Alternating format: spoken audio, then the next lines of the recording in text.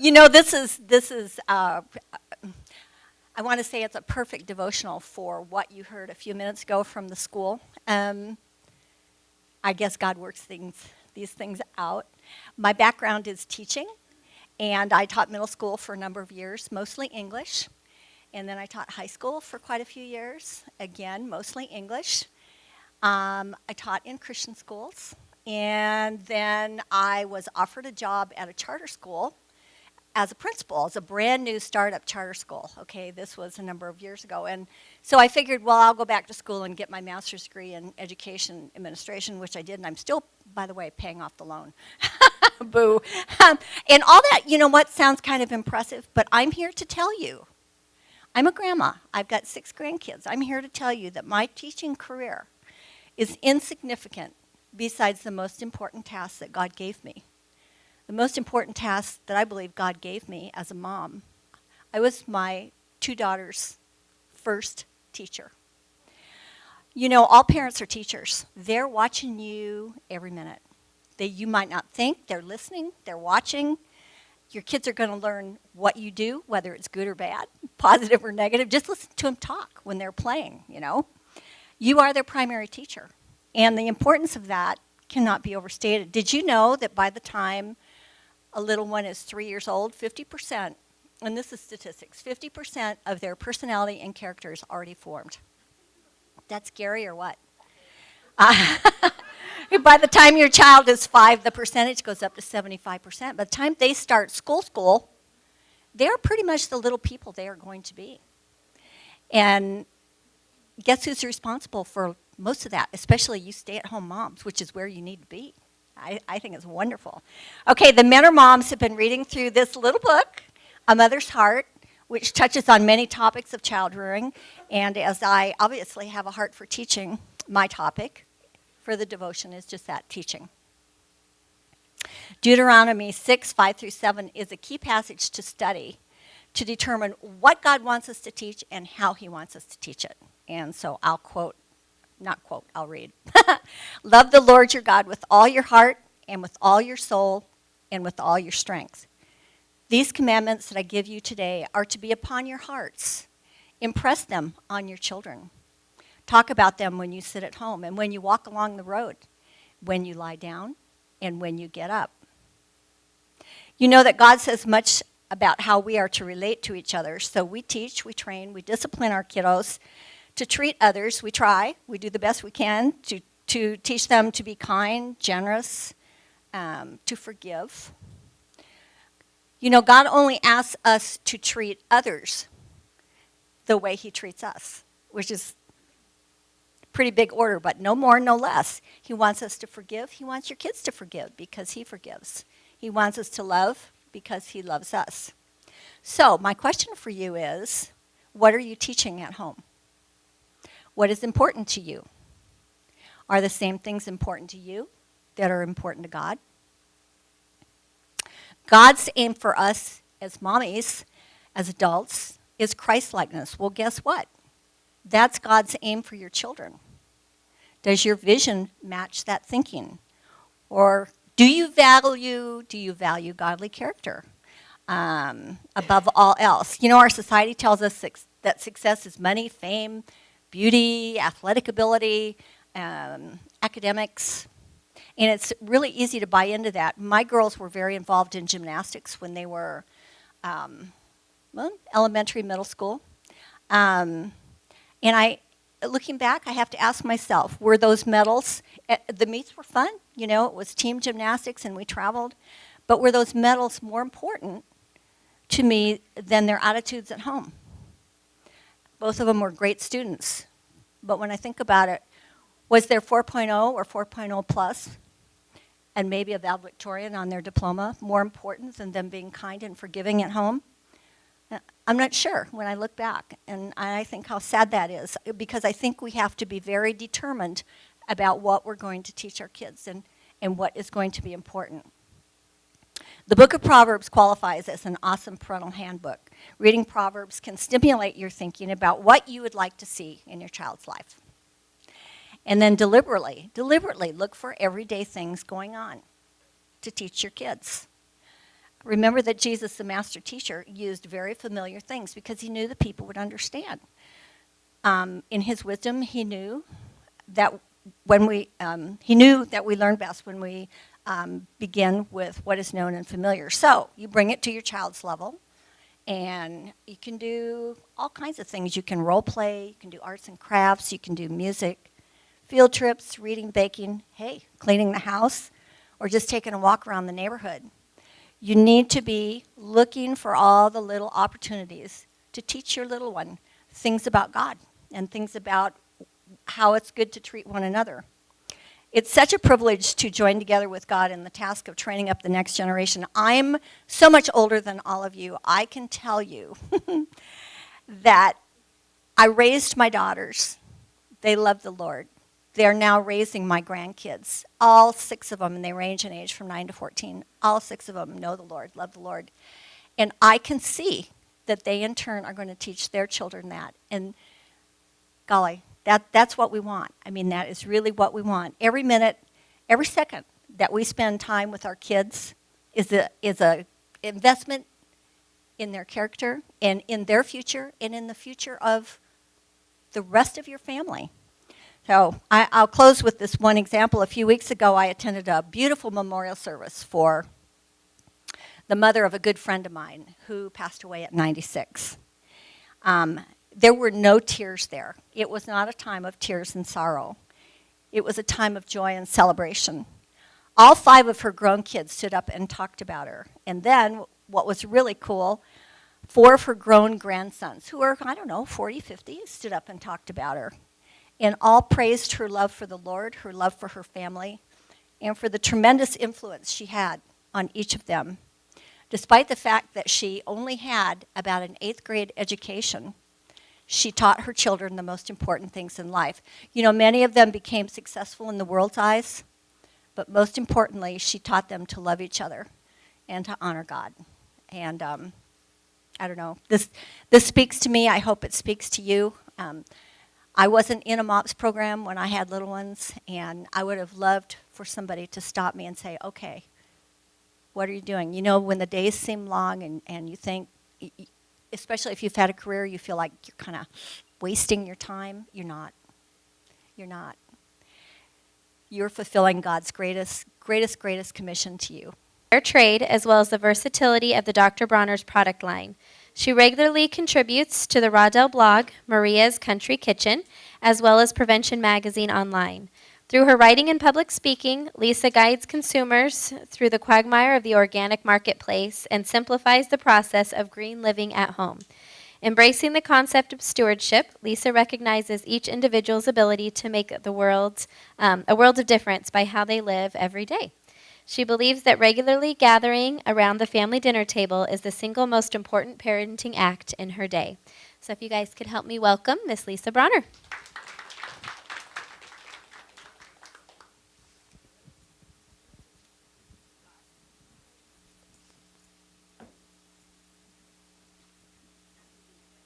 I think I'm good.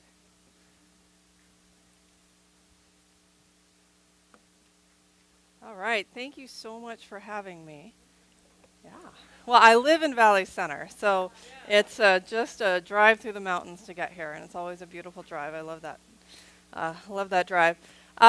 So as Kelsey said, or no, you're not Kelsey. Nicole said, yeah, I'm a Mops mom. I get to go to Mops twice this week because we have Mops on Thursday, and it's actually our tea and testimony meeting, so it's a pretty big Mops week for me.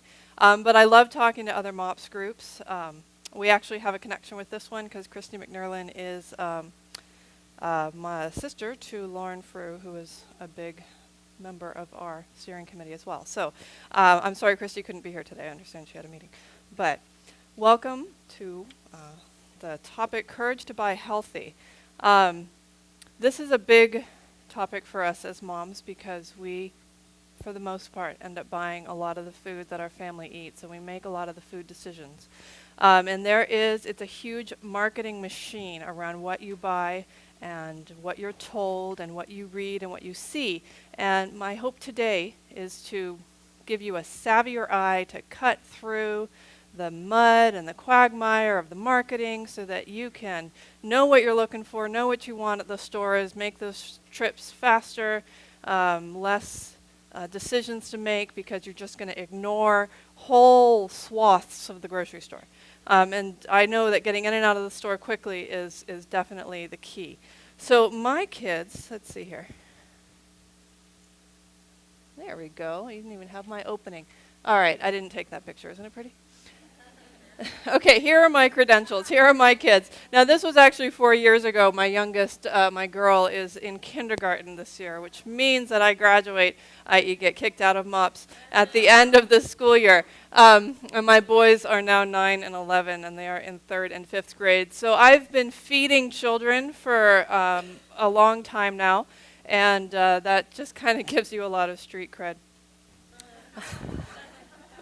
I've been through the ringer. I had the whole eating strike from 18 months to 3.5. That was my oldest. I would make, I thought they were pretty good meals. He wouldn't eat them. We'd go to a restaurant. He'd dump the salsa in the water and eat that. And I'm like, really? I didn't get it.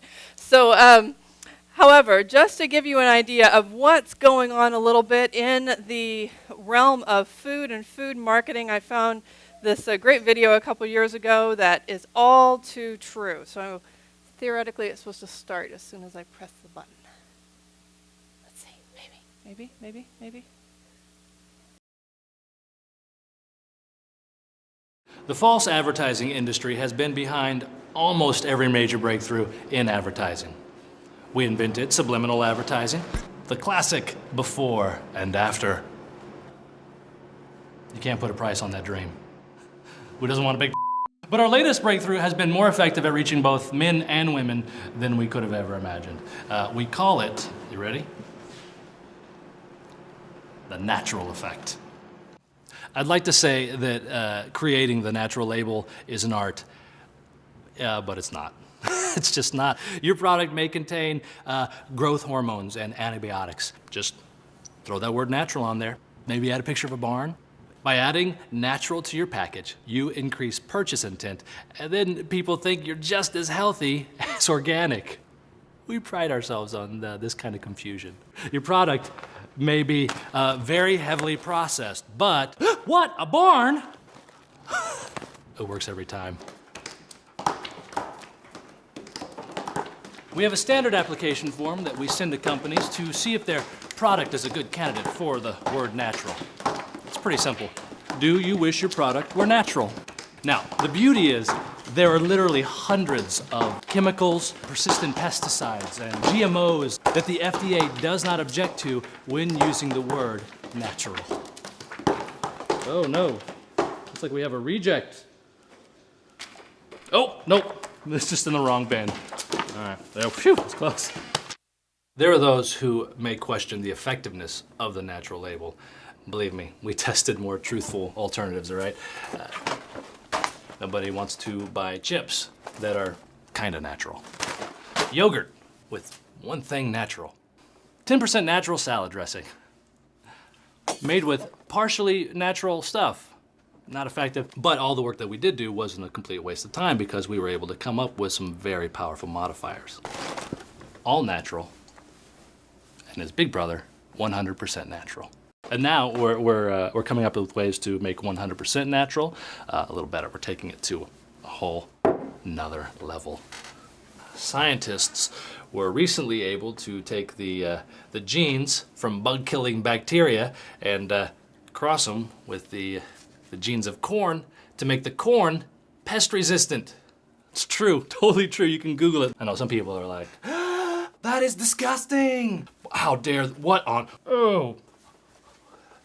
They think it's unnatural. Well, right now it's on the shelves as 100% natural. So, but if you ask me, by genetically combining two organisms, that's 200% natural. Food companies come in here and they think they have all sorts of problematic issues, right? They're worried that their product is so processed that it bears no resemblance to anything actually found in nature, right? It's full of hormones or chemicals or ingredients that nobody can pronounce, not even them.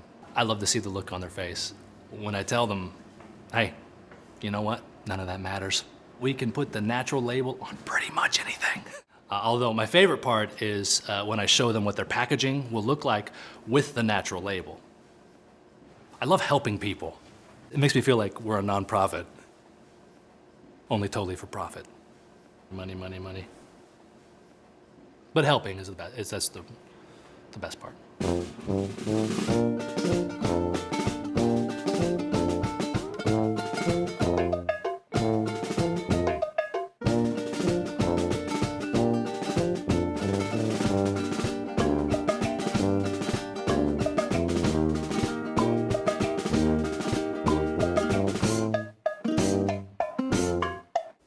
I'm a little concerned I might have got some bacteria on my finger. Can we get bacteria hose? Is there a wash station for the bacteria, or is this? Nope. I'm sure it's fine. I eat it every day.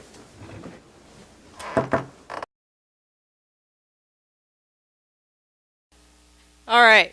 So, yeah. The word natural, that's a good one. The word natural means absolutely nothing whatsoever. There might as well be a nice blank spot on the packaging. It means nothing. There is no requirement for using that word at all. You want to assume that it means there aren't going to be synthetic ingredients or petrochemicals in your food, but it really doesn't. So, we'll get more to the word natural versus the word organic. A little bit more about my background, actually. I should have mentioned this. As Nicole said, my family founded and runs the company Dr. Bronner's Magic Soaps, which is located in Vista. And my brother's mom, husband, sisters-in-law, all of us work in some capacity for the company. I work in writing and public speaking. It started as a soap company with the peppermint Castile soap. It is a body soap primarily, but it is also an excellent soap for anything that you want to clean. You could make a household cleaner from this. I love the recipe that's on your table today for the all-purpose spray. I didn't write it, but that's a good one. Do not add this soap to that because it reacts with vinegar and you'll get a sludgy mess. But that's a good one. Or just combine this with water. That's a good one, but don't put the two together. So I put on your tables the peppermint, which is the original, and the citrus. So figure out which one you like better and take it home. The peppermint's very tingly. The citrus is more of my personal favorite. I use it from head to toe. But and if you're not sure what to do with it, the label looks a little strange because my grandfather was not one to mince words. Go ahead and look at my website, which is on the the resource page I gave you there. Way down there, lisabronner.com. And that can give you a little more background on what I've given you there. So, all right, the thing to keep in mind when you are shopping is that every time you buy something, you're casting a vote. You're casting a vote for you want this product to exist, to continue, to be manufactured, to be on the market, and you don't want this other one there. So think about that. Every dollar is a vote, and companies run to make money, and so they're going to cater to that. This is why the organic marketplace has boomed, because there's been demand for it, and that's been a good thing. But of course there's a lot of tag-alongs in the organic marketplace, which makes life a lot more confusing for the rest of us. Oops, I'll put that there. The video talked to you about the term organic and showed you the USDA seal. This is a very protected seal, and you're not going to see this seal on food unless it does meet very rigorous requirements. So if you see the organic seal on your food, that's good. The natural word means absolutely nothing. It had already taken off in the wrong direction and it couldn't be recovered. So when the term organic sort of hit the marketplace in the 1990s, a lot of companies jumped on it and held on tight and demanded that the government issue laws that made it mean something. So it has very strict rules. It's outside certified, which means a company can't just say, oh yeah, we're organic. They actually have to submit to inspections from outside companies. The NSF seal, this is a cosmetic seal, and it's up and coming. I throw it in there because Dr. Bronner's is a personal care product company, so we are in that realm. We certified our company under the food standards because that's all there was, and still is all there is. But the NSF seal is starting to be put into place and also has some pretty strong criteria. And so if you see that, that would only be on personal care products. Yep. Okay, now what does organic mean? It means a lot. It means no genetically modified ingredients. Now we live in California, and so if you lived here when Prop 37 hit the campaign, that a lot of us got education from that campaign, even though it lost. That genetically modified foods are foods that have been altered at the genetic level, sometimes to create disease resistance, sometimes to create able to withstand pesticides, sometimes to increase flavor, but for the most part used to increase the pesticide resistance, so that products that are genetically modified have been sprayed with even more pesticides than conventional products that aren't genetically modified. It means it's not irradiated, literally put into radiation, and there's no residual radiation in the food. However, it does kill a lot of the nutrients. So if you have eggs or meat that has been irradiated, it's not quite as packed with nutrients as it would have been. And then also the place that the food comes from, whether it's a farm or a ranch, whether it's plants or animals, they can't be environmentally destructive. They have to provide outdoor access and pasture for livestock, no antibiotics and hormones in the animals, 100% organic feed. It has to keep record, and it has to be inspected. So those are all really good things for, that organic verifies for you. The work has been done.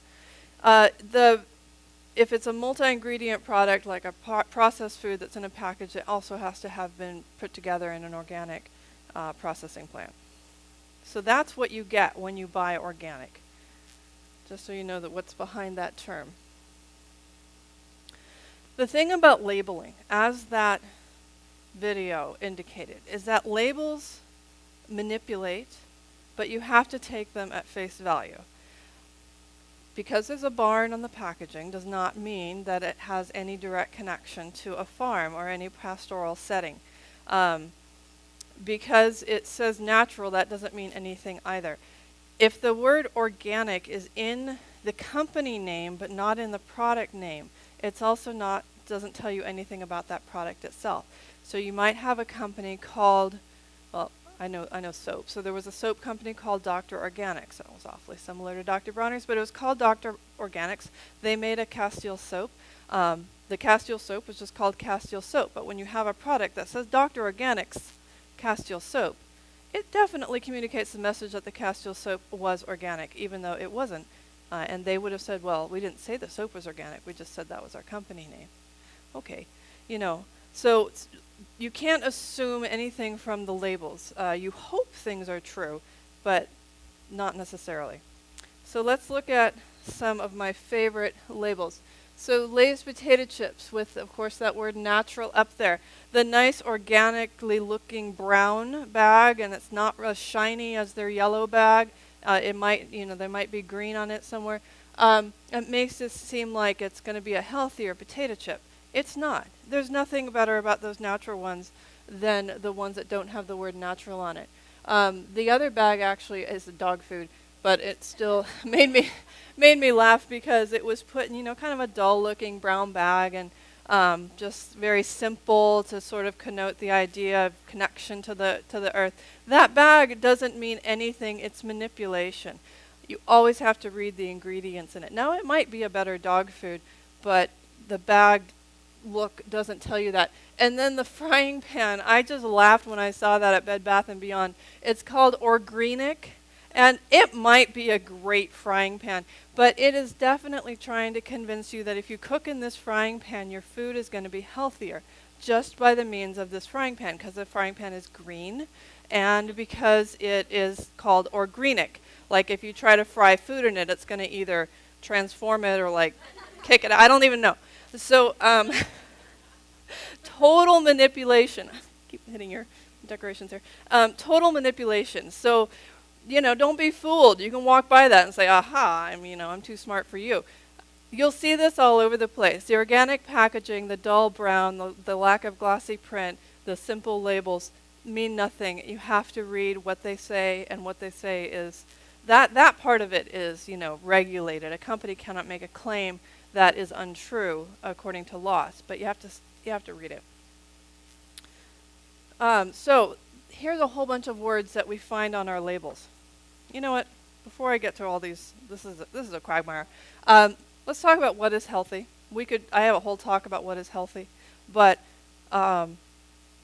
this is where I'm coming from. Healthy is food that does your body good and not harm. Healthy is food that is pretty close to the condition in which it was grown or raised, like maybe a step or two from the farm or from the field.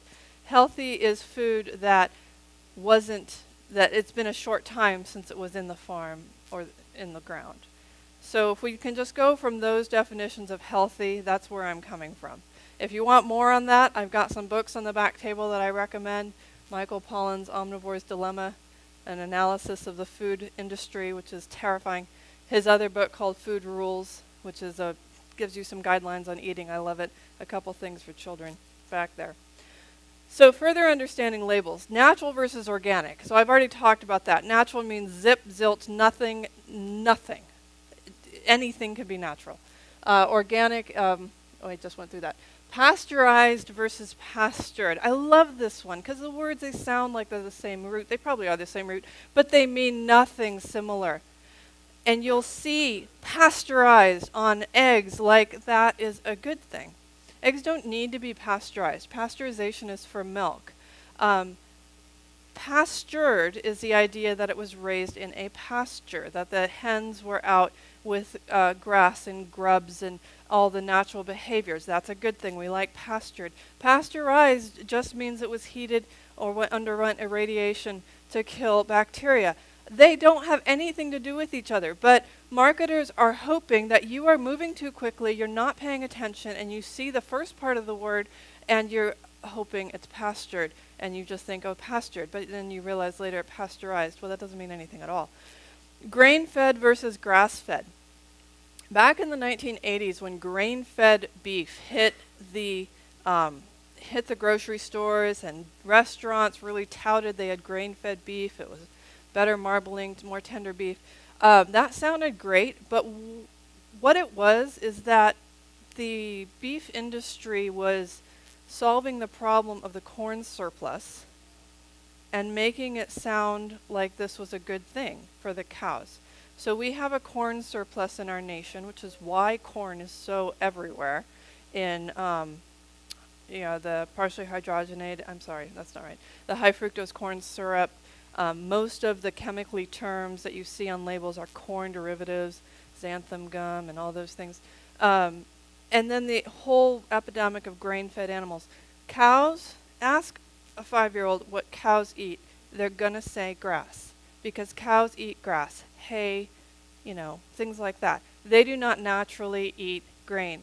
However, there was a corn surplus in our nation, and so they started feeding the corn to the cows because it was cheaper.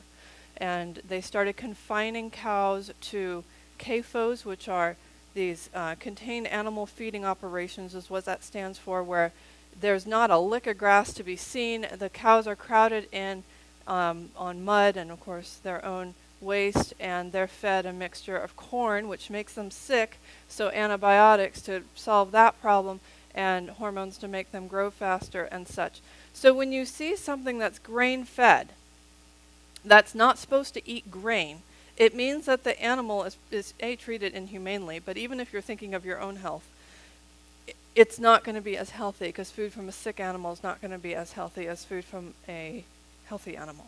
So grain-fed, yes, it means more marbling, et cetera, but it's not a good thing. We've just that was a marketing thing. So grass-fed is starting to come back. Here in Southern California, we have access to a whole lot more grass-fed food, and it's great. And we'll talk about places to find it. So grass-fed would be for beef. Chickens eat grain. That's great. Grain-fed chicken. You're never going to really see a label on chicken that says grain-fed, because that's not the issue with chickens. The issue with chickens is whether or not they have access to pasture. So the pastured one is for chickens. The grain-fed versus grass-fed is for cows. Free range versus cage-free. I've got a slide coming up on this because the whole egg display is just crazy. You could spend, half an hour trying to pick out which egg you want. And, heaven forbid they're out of the one you bought last time.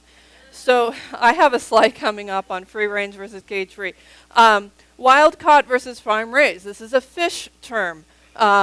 Wild caught fish, that's the good one. That's the one you want. Farm raised fish. Even fish are being fed corn. Now, a child could tell you that fish do not naturally eat corn. However, we have a corn surplus, and so in farms, they're being fed food that is not natural to them. They're being raised in conditions that are very crowded, which obviously breeds sicknesses and such. So when you have fish, you want the wild caught versus the farm raised. And there are whole lists of fish about which ones are more problematic in a farm. Yeah, the salmon. Then there was the whole issue with the salmon is that we all knew wild caught was better, but then with Fukushima, maybe the wild ones got radiation sickness. I don't know. So, there's issues there too. But wild caught versus farm raised, the wild is generally better. I haven't figured out yet, if you go to Trader Joe's and you shop for their blueberries and they have their wild blueberries versus their cultivated blueberries, I don't know that the same issue exists there, because if it doesn't say organic, it's still, the wild ones still could be sprayed. So that's another wild versus farm raised, and I'm not sure where to go there. GMOs, another whole talk on GMOs. If you buy fresh, you're not going to face GMOs for the most part yet. An apple was just approved 2 weeks ago for sale that is genetically modified. It's not going to be on the market for a while just because it takes things a while to spread. It's called the Arctic apple, so if you see the Arctic apple, you know that it's going to be genetically modified. And when you cut it, it doesn't brown for a while. So it's supposed to look more appetizing for children. It doesn't mean that the same breakdown isn't happening, but it just means it's going to look better. So I already talked a little bit about GMOs and what it means for the food that you're buying, food that is a little more sprayed.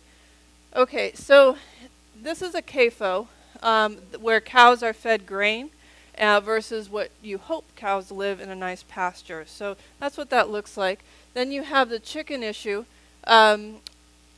Conventional eggs, conventional hens are living in battery cages where they're just stacked up on top of each other. I'm in Valley Center. We have lots of egg ranches, and this is what you have. So we did have a law passed, 5 or 6 years ago, that the chicken has to be able to flap its wings. They're still in battery cages. The chickens obviously don't like this, and they like to peck each other, which injures each other. So to minimize that, farmers also can clip their beaks, and they do clip their beaks so they can't peck at each other. And then they're also, to make them produce eggs on a certain cycle, they are sometimes put through forced starvation, which makes them molt and produce a last round of eggs. So it's pretty brutal. This is with eggs, not with the meat issue. That's different. So this is what you hope your chicken's life is like. This is pastured. Okay, well, let's talk about eggs. Oh my goodness. I don't know what happened with eggs. It just went crazy. So cage-free. Cage-free means that they're uncaged inside and they have no access to the outdoors. So they're not in those battery cages, so that's great, but they still aren't outside. Free range and free roaming mean the same thing. It means that they're not in cages. They have some access to the outside, but there's no regulation on what that access is. So it could just be a cement patio. It might not be open all day. It could be anything. You can't assume that access to outside means a beautiful green pasture. Organic. Organic, it means everything that free range means, and that their food is vegetarian and free of antibiotics and pesticides. And growth hormones as well. Pasture raised. Now the problem with pasture raised is it's not a government sent definition, so you are kind of trusting companies to be doing what they say they're doing. However, the idea behind pasture raised is that the chickens are out on grass, and they're allowed to do natural behaviors. These are terms that mean nothing at all and tell you nothing about their living conditions. It tells you what they eat, but not how they live. They still could be in the battery cages. Vegetarian fed. Now you would kind of hope that chickens would be vegetarian fed because chickens do not naturally, they're not naturally carnivores. However, if they're not vegetarian fed, they might be fed byproducts, chicken byproducts. Sorry. Natural, we've already been through, that means nothing. Omega-3 enriched means that they've been injected with extra omega-3 nutrients. Fertile means nothing. Pasteurized just means that they've been irradiated. And farm fresh means, I don't even know what farm fresh means. I have no idea. It comes from the farm, I guess so. The problem, even with all of these, even with all of these terms, is that none of them actually even tell you anything about the beet cutting and the starvation and forced molting, unfortunately. So the best thing for chickens, or for you and your eggs, if at all possible, is to know your farmer. You do live in a place that does have a lot of people raising chickens, so it's more likely than if I were talking to somebody in the inner city. But it's not always possible. With eggs, you just do the best you can.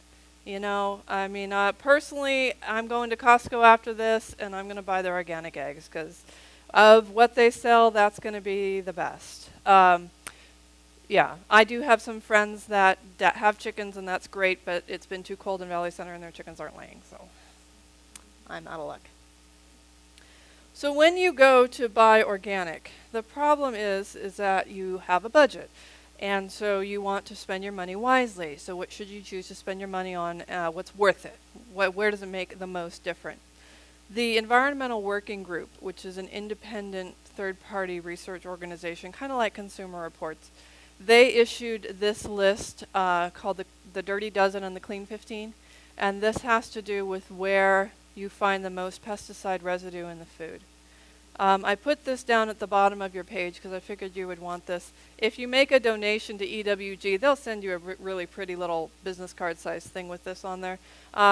So you'll find on the Dirty Dozen, those will be things that have thin skins. You eat the skin. They pretty much, yeah, every single one of those. And they're just that they're products that need a lot of spraying to raise them conventionally. The Clean 15 generally are things that either are thick-skinned, you don't eat the skin, or they're just naturally resistant to pests and stuff, and so they don't need as much spraying. Even so, because with the Dirty Dozen, they found that those ones, the skin has absorbed the pesticide, so washing it, they do say to peel it, but then you're told, well, eat the peel because the nutrients are in it. So you kind of stuck. So if you're choosing where to spend your organic dollars, put it in those Dirty Dozen list and buy your Clean 15 conventional. If you have, extra money, you can buy your Clean 15 organic too, because they benefits the environment anyways if they're not sprayed.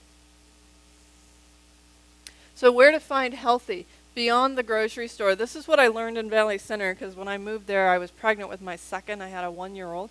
And my second was a very difficult baby, and he couldn't make it half an hour to the grocery store, through the grocery store and home without totally melting down. And so I couldn't go to the grocery store but once a week. And so I had to find food outside of the grocery store.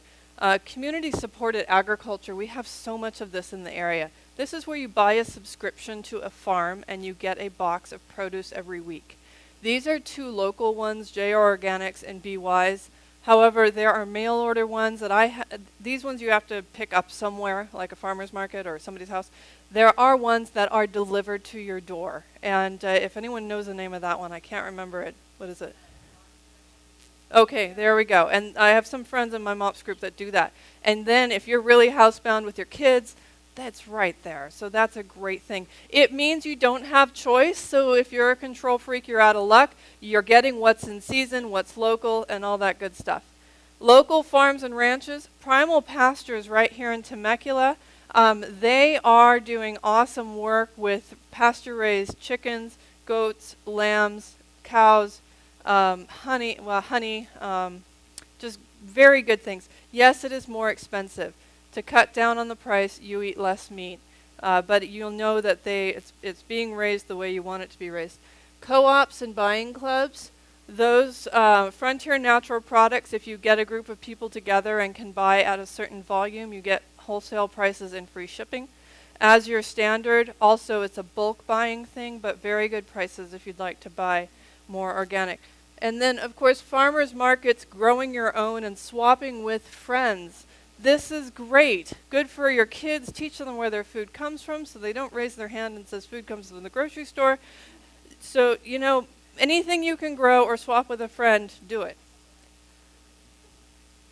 Okay. Lastly, take one step at a time. If you leave here today and say, I'm never buying anything not organic again, I'm going to throw out all the food in my pantry. No, you're going to sink the ship before it sails. You need to do it one step at a time so that it's not a big headache. What hit you the most here today? You know, where did you feel it? Make that change this month. Make a list maybe, and in April, take another step. And at the end of the year, you'll have come a long way. And it also won't hit your budget so hard if you're all of a sudden making these changes. And it's a headache because you have to think through, okay, what do I care about with the eggs? What do I care about with the meat? And make those choices for your family. So there's a lot more information on these things, and kind of tip of the iceberg here. If you have any questions, please ask me, email me, go to my blog, and I'll be happy to help. I'll stick around here for a little while too. So, yeah, welcome.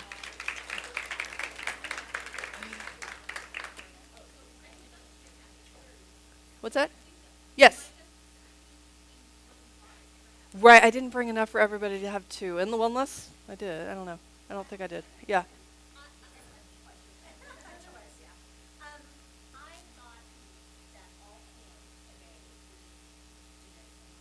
Not the fresh corn. No, that's not true. If there's a corn ingredient in a product, a processed food, a packaged food, it is going to be genetically modified. And if it's a corn derivative like high fructose corn syrup, corn starch, MSG, all these things that are corn derivatives, that's going to be genetically modified for sure. A soda, entirely genetically modified corn. And corn oil, yeah, anything that's processed from corn is going to be from genetically modified corn. You're not going to find genetically modified corn in the fresh section yet. There is one available on the market. It's just not to you yet, but it's out there. And there's a GMO salmon that's going to be approved fairly soon too that grows faster. And since we don't have labeling, you will not know. You won't know. Yeah. I would put tea tree essential oil. It's an antibacterial, antifungal. So definitely, it will burn you if you touch it directly. So that, you know. Well, I mean, organic is always better. And you also want to make sure it's pure oil and not a scented carrier oil, like olive oil with a few drops of tea tree oil. Personally, I would use Frontier Natural Products and Ara Cassia, which is actually Frontier also, but that's the one that's sold at Sprouts. That's a good price. If you buy them online, you definitely are going to get a better price on those. A little bottle goes a long way, so you look at that price and it's like $10, but it's powerful stuff. Just don't touch it. Undiluted. Yeah. Any other questions? All right.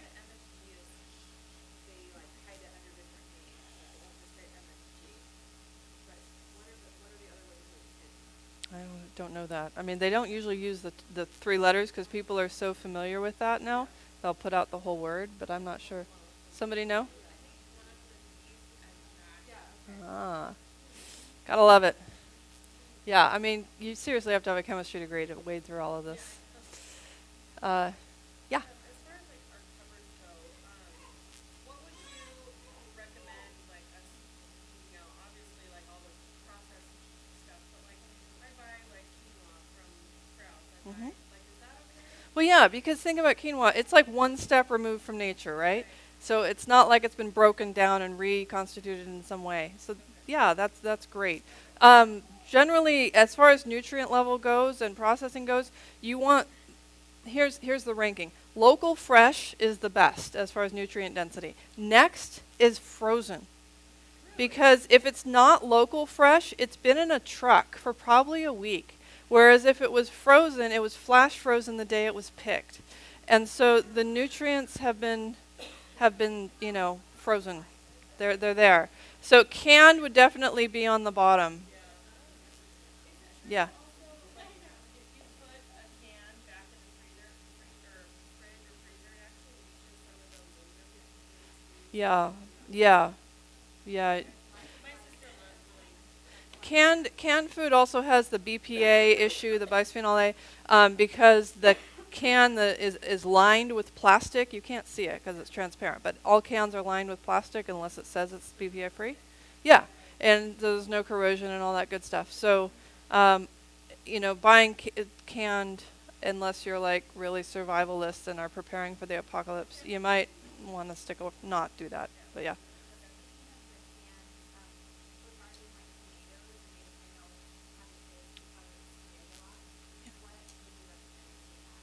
Well, I mean, I would buy the organic, and if you can look for cans that say BPA free, or if you have the time to look at a company, they would tell you whether it's BPA free or not. If it's possible, well, tomato sauce I don't think you can buy frozen, but the ones in the glass jars wouldn't have. You know, you do what you can, and unless you can make your own tomato sauce, which yay for you, you sometimes have to put up. Put up with just what's available. You don't want to. There is life to be lived too. So, any other questions I can answer? All right, thank you, ladies. Good luck.